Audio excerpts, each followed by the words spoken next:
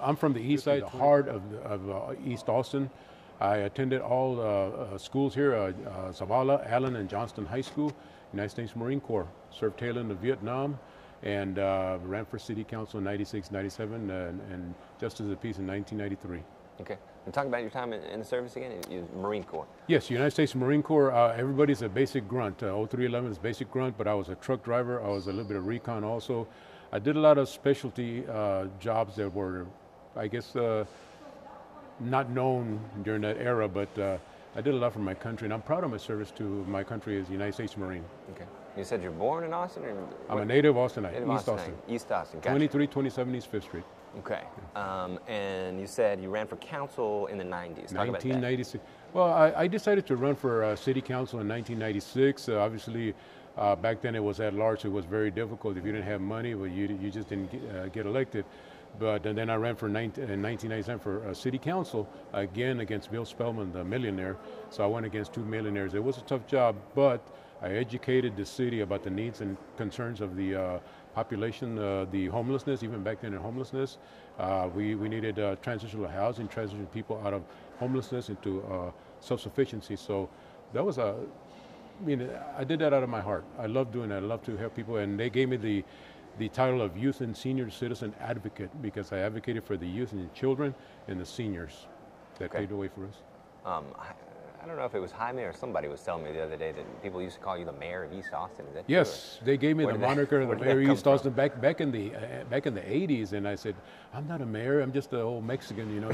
But you know, I've been an activist for many years, over 45 years, and that's what the Lord wants me to do, and I feel confident that all the things that are done at City Hall are in and for the best interests of the people, because I don't like coming to City Hall.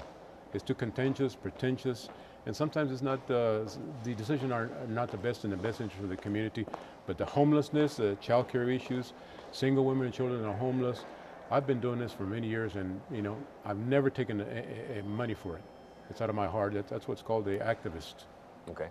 So you ran in the 90s for council. Lots changed since then. Why are you running for mayor now? Things are very different now, and you feel like you've got a real shot here. Talk about why you're running. The current mayor promised to make it affordable, and I gave him the quotient and definition of affordability, and he hasn't done it. As a matter of fact, it has gotten worse, and we have more homeless people than we did before. But the one kicker that really made me energetic is that he made a lie. Him and former Secretary HUD Castro and Ann Howard of ECHO said there's no more homeless veterans in Austin, Texas, and that's a lie.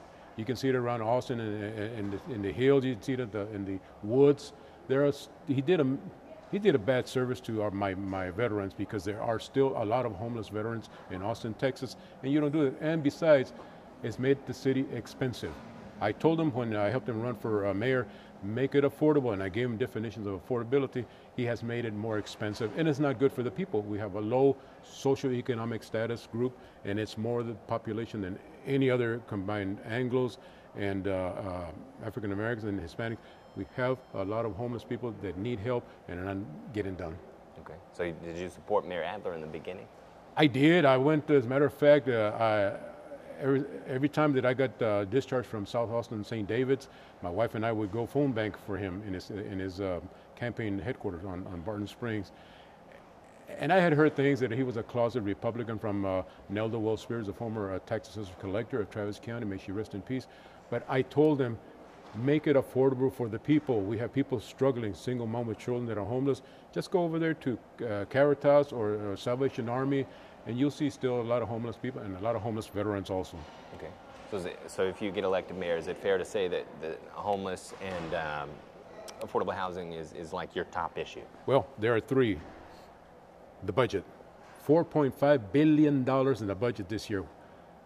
Unbelievable. Well, housing, affordable housing, transition people from homelessness to self-sufficiency.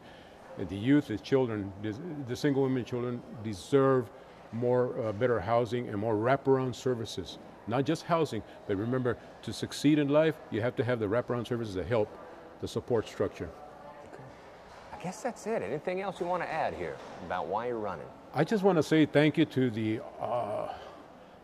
thousands of Austinites that are supporting me, that believe in me, that trust in me to do the right thing at City Hall for the people, for the betterment of the people, not just the rich people, but not just for the middle income people, but you have the low socioeconomic status group that is being forgotten, and make it affordable for them and provide everything they need to have a better life for the children also, and education.